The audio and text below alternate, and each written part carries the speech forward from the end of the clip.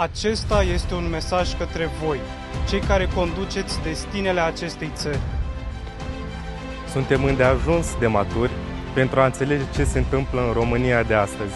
Știm că de 30 de ani educația este cenușoasă tuturor guvernărilor, indiferent de culoarea politică. Știm că doar prin educație putem schimba în bine România, iar dascălii sunt cei care ne pot oferi șansa unui viitor mai bun. Știm că principala responsabilitate pentru actuala criză educațională este doar a guvernanților.